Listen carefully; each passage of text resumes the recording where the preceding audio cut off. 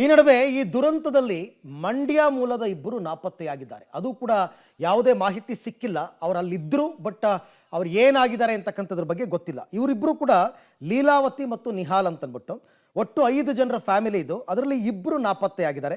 KR ಪೇಟೆ ತಾಲೂಕಿನ ಕತ್ತರಘಟ್ಟ ಗ್ರಾಮದವರು ಇವರೆಲ್ಲರೂ ಕೂಡ. ಇದರಲ್ಲಿ ಅನಿಲ್ ಅವರ ಪತ್ನಿ ಝಾನ್ಸಿ ಮತ್ತು ಅನಿಲ್ ಅವರ ತಂದೆ ದೇವರಾಜು, ಇವರಿಗೆ ಗಾಯ ಆಗಿದೆ. ಇವರೆಲ್ಲ ಸಿಕ್ಕಿದ್ದಾರೆ, ಹಾಸ್ಪಿಟಲ್ ಟ್ರೀಟ್ಮೆಂಟ್ ತಗೋತಾ ಇದ್ದಾರೆ.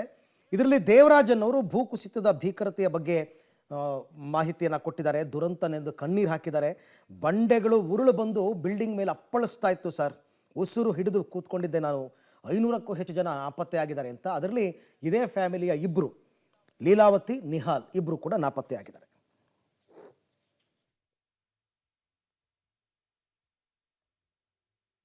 ತಾತಜ್ಜಿ ಅಲ್ಲೇ ಇದ್ರು ಸರ್.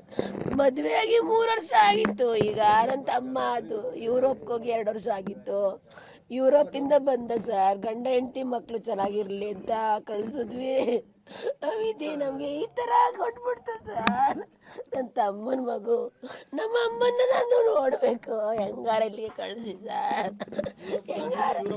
ಹೌದು ಸರ್, 2 ವರ್ಷ ಆಗಿತ್ತು ಹೋಗಿ. ಅವ್ನು ಅಲ್ಲೇ ಡ್ಯೂಟಿ ಮಾಡೋದು.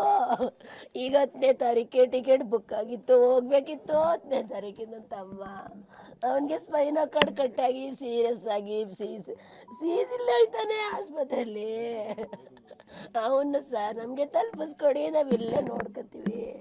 ಹೌದು ಸರ್, ನೆನ್ನೆನೆ ಬರ್ಬೇಕಾಗಿತ್ತು. ನೆನ್ನೆ ಬರ್ತೀನಿ ಅಂತ ಫೋನ್ ಮಾಡಿದ್ರು.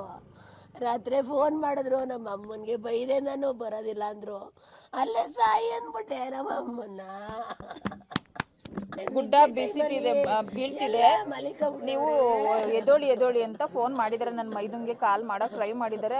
2 ಗಂಟೆ ರಾತ್ರಲ್ಲಿ ಫೋನ್ ಸೈಲೆಂಟ್ ಮಾಡಿರ್ತಾರೆ. ಮಗು ಮಲಗಿರೋದ್ರಿಂದ ಅವರು ನೋಡಿಲ್ಲ, ಮಲ್ಕೊಬಿಟ್ಟಿದ್ದಾರೆ. ಇನ್ನೊಂದು ಸ್ವಲ್ಪ ಗುಡ್ಡ ಕುಸಿತ ಆಗೋ ಒಂದು ಸ್ವಲ್ಪ ಅವ್ರಿಗೆ ಗೊತ್ತಾಗುತ್ತಲ್ಲ, ಸೌಂಡ್ ಎಲ್ಲ ಆಗ್ತಲ್ಲ, ಮಳೆ ಬರ್ತಿತ್ತಲ್ಲ, ಅವಾಗ ನಮ್ಮ ಅತ್ತೆ ನಮ್ಮ ಮಾವ ಎಚ್ಚರ ಆಗಿದ್ದಾರೆ. ಎತ್ಕೊಳ್ಳಿ ಪಾಪುನ. ಅಷ್ಟರೊಳಗಡೆ ಬತ್ತು ನೀರು ಬಂದ್ಬಿಡ್ತು. ಎತ್ಕೊಳ್ಳಿ ಅನ್ನೋಷ್ಟರೊಳಗಡೆ ಫುಲ್ ಎಲ್ಲ ಹೊರಟೋಗಿದ್ದಾರೆ. ಪಾಪುನ ಅವ್ರ ಯಜಮಾನ್ರು ಯುರೋಪಲ್ಲಿದ್ರು 2 ವರ್ಷದಿಂದ. ಈಗ ಬಂದು ಅಲ್ಲಿ ಹೊಸ ಮನೆ ಕಟ್ತಾ ಇದ್ರು. ಕಟ್ಟಿರೋ ಮನೆನ ನೋಡ್ಕೊಬತ್ತೀನಿ, ಇಲ್ಲೇ ಇರಿ, ನಾನು 3 ದಿವಸಕ್ಕೆ ಬರ್ತೀನಿ ಅಂತ ಅಂತು. ಅವ್ರ ತಾಯಿ ಏನು ಮಾಡೋದು, ಗಂಡ ಹೋಯ್ತಾ